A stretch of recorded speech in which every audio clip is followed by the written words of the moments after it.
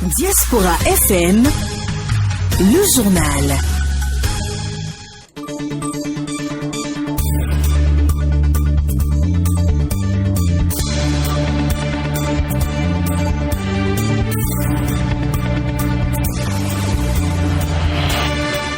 Mesdames, Messieurs, bonsoir. Merci d'être au rendez-vous de l'actualité sur Diaspora FM, la 102.3. Le sommet de ce journal. Le chef de l'État, Patrice Talon, a repris sa tournée de reddition de comptes ce jeudi. Patrice Talon était dans les communes de Perere et de Ndali. Dans une nouvelle affaire, les anciens maires d'Abou-Mekavi, Georges Bada et Patrice Ossou-Gede et plusieurs conseillers communaux ont été auditionnés par le procureur du tribunal de la ville ce mercredi 6 janvier 2021.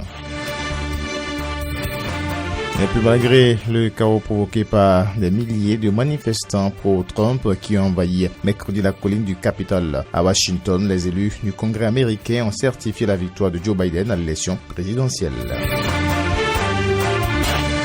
Et toujours parlant de la présidentielle aux États-Unis, plusieurs médias appellent à ce que Donald Trump soit défait de ses pouvoirs, même s'il ne lui reste que 15 jours en tant que président après le chaos qui s'est emparé de Washington.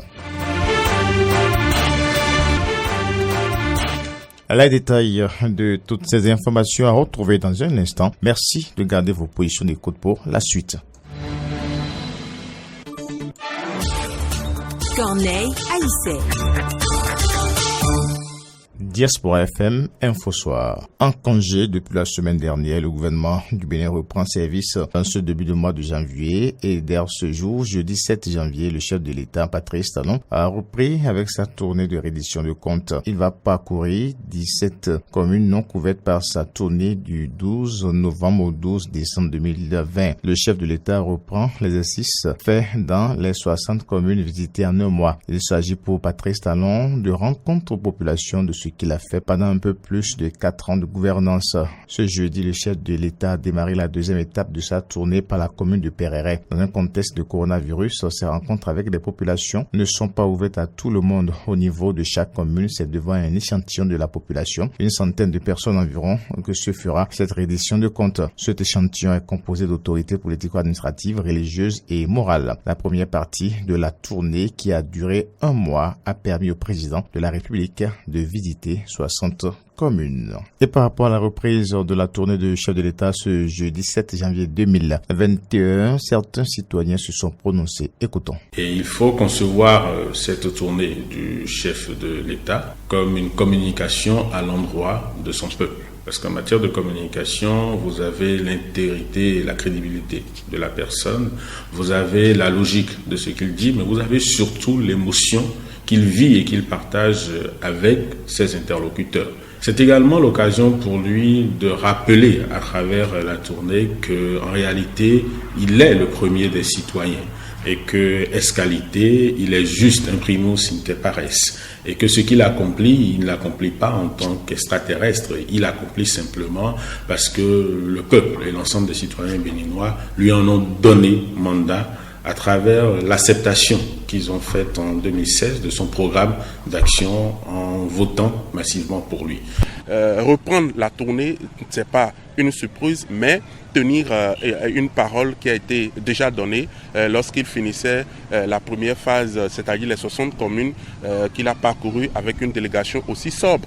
Vous avez vu dans la sobriété depuis 2016 le chef de l'État qui est dans une dynamique. Et vous n'êtes pas sans savoir que l'UDBN, en son sein, a fait un décryptage des 60 communes dont le chef de l'État a parcouru et a trouvé véritablement que c'était une dynamique qui apprend aux concitoyens comment est-ce qu'il faut gérer un pays, comment est-ce qu'il faut aller vers les populations pour répondre aux questions dont elles avaient véritablement envie de poser à leur chef d'État. Et ça a permis également de savoir que l'éducation politique, c'est de rendre compte d'une activité politique qui a été faite. Je trouve cette tournée très bien appréciée et la façon dont lui-même il sort pour aller constater et discuter avec son peuple, c'est la meilleure manière. C'est la meilleure manière. Si, entre-temps, peut-être, dans une localité ou bien dans une commune, ils ont des choses comme doléances, ils vont les énumérer. Et que lui-même, il saura que, je suis en train de passer dans des endroits donnés, mais j'ai eu à entendre telle chose dans telle localité. Et dorénavant, ce que lui-même va y faire pour corriger, il saura. Donc moi je trouve son déplacement là très correct, très louable. Et je ne peux que le féliciter, lui dire bon courage. Le gouvernement a tenu mercredi 6 janvier 2021 son conclave hebdomadaire. Plusieurs décisions ont été prises et nominations prononcées. Le compte rendu de la séance est fait par le ministre de la Communication et porte-parole du gouvernement, Maître Alain Sourou-Orola. Mesures normatives. Au titre de ces mesures, le Conseil a adopté le décret d'application de la loi numéro 2020-2 du 20 mars 2020 portant Code des investissements en République du Bénin, ainsi que les décrets portant nomination du président et des membres du secrétariat de l'accord régional de coopération pour l'Afrique sur la recherche, le développement et la formation dans le domaine de la science et de la technologie nucléaire de l'AIEA, puis nomination des membres du conseil d'administration de l'Institut géographique national, IGN. Au titre des communications, réalisation de divers travaux d'aménagement à l'aéroport international de Cotonou. Ces travaux concernent la reconfiguration et l'aménagement de la zone sud de l'aéroport ainsi que les aménagements complémentaires de l'espace extérieur du pavillon présidentiel. Par ailleurs, la recherche de l'efficacité et de la qualité des services d'assistance en escale a nécessité la mise en concession de ce volet avec une société de réputation internationale. Toutes ces interventions visent à offrir un meilleur confort aux voyageurs et à renforcer l'attractivité de la destination Bénin.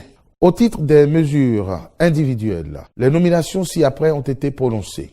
Au ministère du Plan et du Développement, directeur général adjoint de l'Institut national de la statistique et de l'analyse économique, Monsieur Jules Daga, directeur départemental du Plan et du Développement de l'Atakora, Monsieur Cyril Kouagou, directeur départemental du Plan et du Développement de la Donga, Monsieur Abdou Rassidou Zibrila, directeur départemental du Plan et du Développement de l'Atlantique et du Littoral, Monsieur Fortuné Armand Agbo, directeur départemental du Plan et du Développement du Zou et des Collines, Monsieur Kofi Philippe Ganti.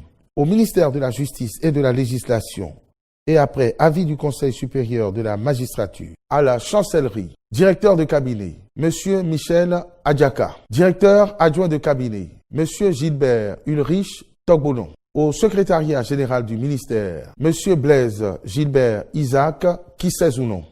Dans les juridictions, à la Cour d'appel de Cotonou, premier substitut général, Monsieur Amaté Christian Cyprien Serge Ataï. Troisième substitut général, Monsieur Thomas Maougnon Dassi. À la Cour de répression des infractions économiques et du terrorisme CRIET. Procureur spécial, Monsieur Elom Mario Pierre-Cécile Métonou. Au tribunal de première instance de première classe de Cotonou, procureur de la République, Monsieur Jules Aroga. Le Conseil des ministres, en sa date du 9 décembre 2020, a décidé du réaménagement des horaires pour les travailleurs de la fonction publique. Ainsi, 8h à 12h30 dans la matinée et de 14h à 17h30 dans l'après-midi, avec une pause d'1h30 à midi, sont les nouveaux horaires. Une décision dont la mise en application est effective depuis ce lundi 3 janvier 2021. Une équipe de la rédaction est allée faire le constat à la mairie de Cotonou. Reportage. Depuis ce lundi 3 janvier 2021, l'application des nouveaux horaires de travail dans l'administration publique est effective comme en a décidé le Conseil des ministres du mercredi 9 décembre 2020. Un réaménagement diversement apprécié par les travailleurs de la mairie de Cotonou. Les agents municipaux en service à la mairie ici, comme ceux qui sont dans les annexes, ont commencé par se conformer effectivement aux nouveaux horaires du Bénin. Je crois que donc ainsi, ils viennent à 8h et à 12h30 et ils s'en vont se restaurer, se reposer. Ensuite, ils reviennent à 14h et à 17h30, ils repartent. Cette décision vient régler, vient répondre à une préoccupation, vient répondre, et on peut dire, à des difficultés, notamment celles que rencontrent les femmes fonctionnaires qui sont obligées de rentrer tard chez elles, et ce qui ne garantit pas une certaine cohésion, une paix dans les foyers. C'est une surprise agréable pour moi personnellement parce que on reste beaucoup au travail, les enfants sont à la maison désœuvrés et ils ne s'occupent pas toujours correctement de leurs études. Maintenant, ça nous permet de vite rentrer et de nous occuper d'eux. 72 heures après l'application de cette décision et déjà des difficultés sont à remarquer à certains niveaux. Dans l'après-midi, de 14h à 17h30, ce n'est pas du tout facile. Surtout la pause qui nous dérange un peu. Non, pas tellement chez moi, non, parce que vous savez, à des postes de responsabilité, nous, on ne peut même pas partir à 16h là. Nous avons toujours une heure drastique, c'est-à-dire on attend 1 heure, 2 heures au cas où il y aurait des urgences. Au niveau des heures de pause, nous n'arrivons pas vraiment à nous reposer convenablement afin de donner le nécessaire, afin de produire davantage de résultats. Face à ces dernières, des solutions sont proposées. À cet effet, je voudrais également suggérer aux autorités de repenser ce même aménagement au niveau de nos enfants et élèves dans les collèges et écoles. Ça va plus aider tout le monde. On salue cette décision-là. Et on aurait souhaité mieux. Pourquoi pas aller plus tard ou dans les mois à venir, dans les semaines à venir, aller carrément à une journée continue. Ce réaménagement, faut-il le rappeler, intervient à la suite d'une étude initiée par le gouvernement dans le but de garantir la qualité du service public autant que la vie familiale et l'épanouissement des agents de l'État. Cette nouvelle disposition liée aux horaires sera donc porteur d'effets positifs pour l'administration, de même favorisera une meilleure vie de famille pour les travailleurs. C'est une nouvelle affaire de magouille qui accable encore des conseillers de la commune d'Abomey-Calavi. Les ex-maires d'Abomey-Calavi, Georges Bada et Patrice Soussou Guédé au tribunal d'Abomey-Calavi dans une affaire. Les deux anciennes autorités communales ont été écoutées ce mercredi par le procureur de la République. Plusieurs autres personnes ont été entendues par le magistrat dans le cadre d'une enquête sur la gestion des frais de lotissement dans l'arrondissement de Godomé. Outre les ex-maires, d'anciens conseillers communaux, chefs d'arrondissement et membres du comité de lotissement ont été auditionnés ce mercredi. Avant leur passage devant le procureur, ces personnalités ont été auditionnées à la brigade criminelle. Le parquet a demandé des investigations complémentaires sur cette affaire de fond des opérations de lotissement dans l'arrondissement de Godomé.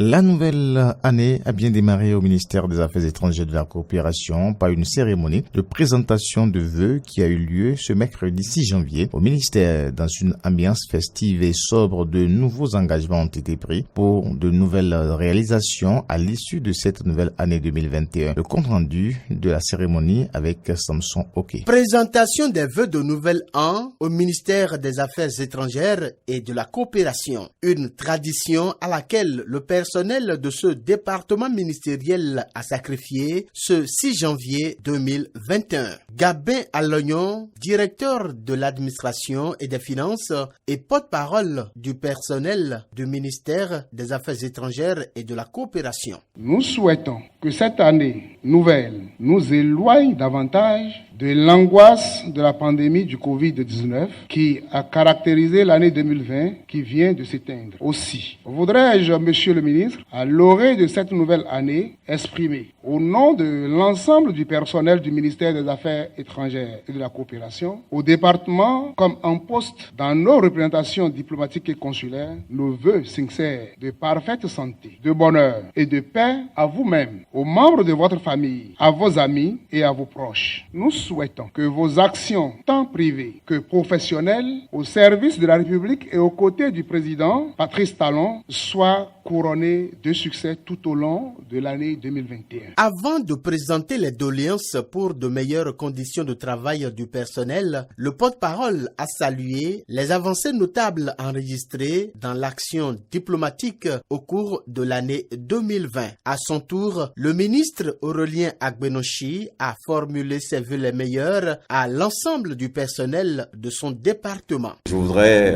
à l'entame de mon propos, souhaiter à chacun de vous ici, à tous les membres du secrétariat général, de mon cabinet, à tous les directeurs, à tous les agents du ministère, à l'ensemble du personnel, y compris ceux qui sont dans les postes diplomatiques et consulaires, je voudrais vous dire tous mes vœux.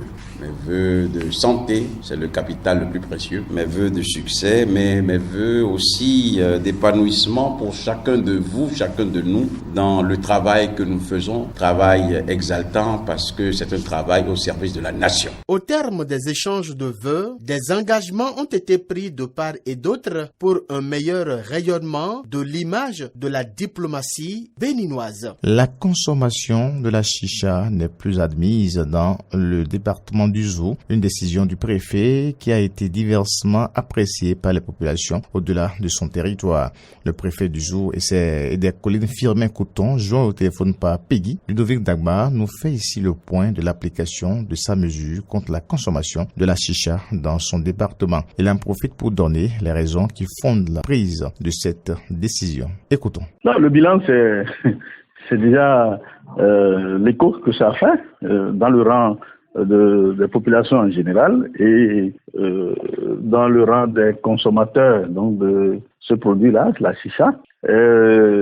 On attend de vérifier la mise en œuvre réelle au niveau de ces espaces publics, les espaces publics cités, à savoir les débits de boissons, les maquis et les boîtes de nuit et autres espaces de manifestation publique. Donc nous sommes en train de voir ce que ça va donner. Mais déjà, il faut retenir que tout le monde est informé et que, étant donné que c'est une interdiction publique, et que dès qu'on va vous voir en train de faire, on peut vous interpeller.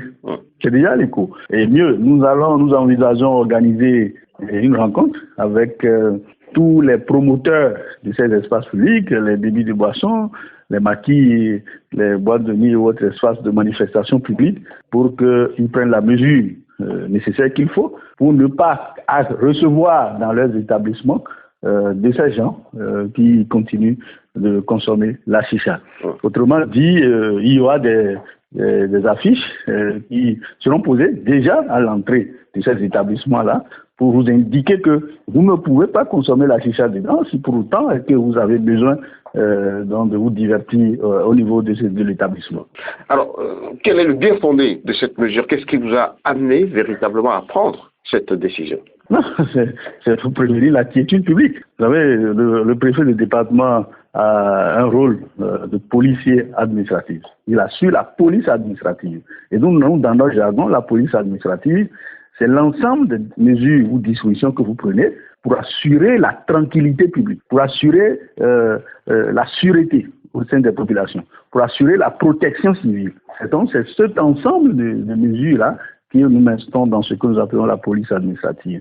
Et donc, dès que vous voyez qu'il y a des menaces, il y a des comportements à risque, des comportements qui risquent de contaminer de façon générale des populations, vous prenez des mesures qu'il faut pour prévenir qu'il n'y ait pas de débordement. Vous savez, lorsque vous êtes dans ces espaces publics et que quelqu'un se met derrière vous et commence par consommer de la chicha avec la fumée que ça dégage, vous pouvez quand même l'interpeller, vous pouvez réagir. Et lorsque vous réagissez et que lui ne vous comprend pas, lui-même il réagit, vous pouvez aller quand même à des violences, à des actes de violence, à des actes d'altercation, ce qui n'est pas bien. Alors il faut prévenir un peu tout ça. Mais au-delà de ça, c'est une question de santé. Ce que votre organisme accepte et que vous consommez la chicha et que ça ne vous fait rien, peut-être celui qui est à côté de vous n'accepte pas. Et pour cela, il faut protéger tout le monde. Il faut faire en sorte que tout le monde puisse vivre bien dans la communauté. Ce qui est dans une communauté, vous ne pouvez pas faire tout ce que vous voulez. Là où votre liberté commence, là où vous exercez votre liberté, ça doit pouvoir s'arrêter. Là où celle des autres doit pouvoir commencer aussi. C'est ça qui permet la vie en communauté. Étant donné que tout le monde ne consomme pas ce produit-là, on ne peut pas les exposer donc, à ces effets. Exposer les gens aux effets de la consommation de la chicha. C'est pourquoi on a pris cette mesure pour assurer la protection de tout le monde. Pour tout le monde, allez, on reste tranquille. Les nouvelles africaines et internationales. Malgré le chaos provoqué par des milliers de manifestants pro-Trump qui ont envahi mercredi la colline du Capitole, à Washington, les élus du Congrès américain ont certifié la victoire de Joe Biden à l'élection présidentielle. Par ailleurs, le Sénat a basculé aux mains du Parti démocrate après la victoire de le candidat en Géorgie. Et toujours aux États-Unis, plusieurs médias appellent à ce que Donald Trump soit défait de ses pouvoirs, même s'il ne lui reste que 15 jours en tant que président après le chaos qui s'est emparé de Washington. Après l'envahissement du Capitole par une foule de partisans du 46e président des États-Unis ce mercredi, plusieurs médias appellent à sa destitution sans attendre le 20 janvier, date à laquelle le président élu Joe Biden sera investi. L'hypothèse d'un recours à la section 4 du 25e amendement de la Constitution américaine qui autorise le vice-président à déclarer le président inapte serait même discutée par des propres membres de l'équipe du président. Mercredi, des membres du gouvernement américain auraient discuté de la possibilité d'utiliser cette procédure, ont rapporté dans la soirée les chaînes américaines CNN, CBS et ABC en s'appuyant sur des sources anonymes. Tous les démocrates de la commission judiciaire de la Chambre des représentants ont aussi adressé un recours à Mike Pence pour lui demander d'invoquer cet amendement dans l'intérêt de la démocratie. On revient sur l'actualité internationale africaine. La capitale sénégalaise a été le théâtre dans la nuit de mercredi à jeudi d'incidents et de manifestations contre le couvre-feu remis en vigueur dans la soirée pour faire face à une augmentation fulgurante des contaminations au Covid-19. L'élection présidentielle en Centrafrique remportée par le président sortant Faustin Archange Touadéra a été remise en cause ce mardi par 10 candidats qui dénoncent de nombreuses irrégularités et y réclament l'annulation pure et simple du scrutin. Et puis Roger Lumbala, ancien chef d'un groupe rebelle de République démocratique du Congo, accusé de complicité de crimes contre l'humanité commis en 2002. Il a été mis en examen et incarcéré samedi à Paris. Le prix Nobel de la paix congolais Denis Mukwege a salué mardi cette interpellation.